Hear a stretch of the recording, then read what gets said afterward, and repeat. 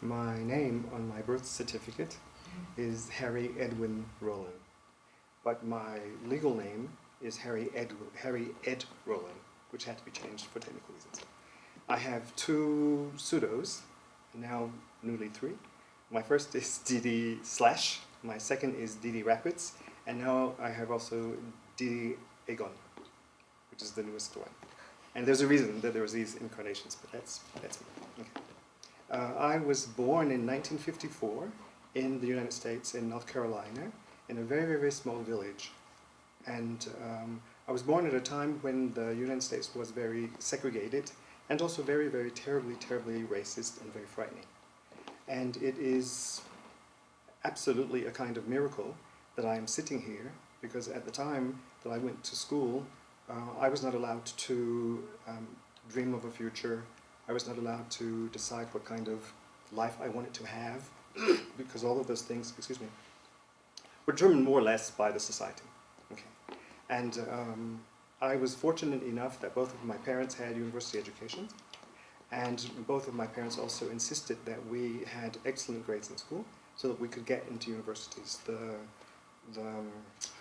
slogan of the day is be better than you were yesterday, every single day, your whole life.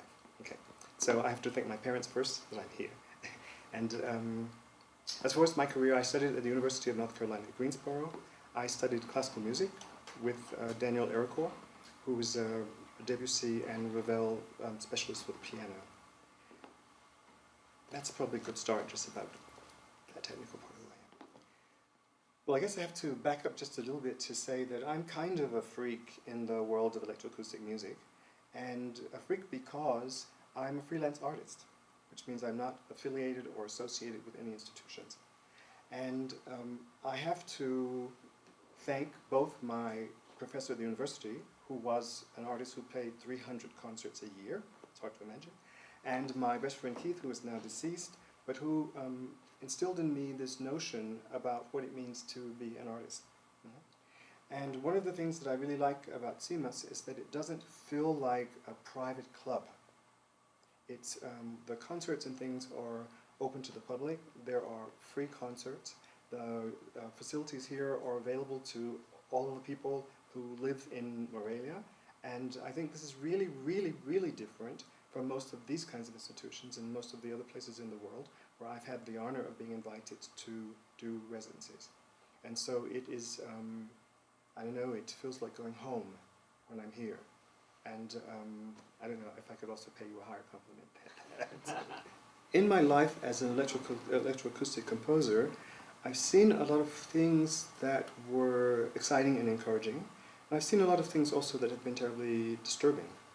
One of the things that I think is really important for an institution like CMMAS is not to forget your beginnings and not to forget what you're really about, because it's very, very easy to be inundated by commercial interest and inundated by governmental and social interests and start having to do things to make people happy or do things to meet budgets and all those kinds of things, and then the institutions can sort of metamorph into something completely different from what they originally were. I think that's a very, very great danger. I also think that electroacoustic music can exist without technology, as strange as that sounds. So that technology is not the most important part of electroacoustic music, that music is the most important part of electroacoustic music, and I think it's really important to keep music in the foreground.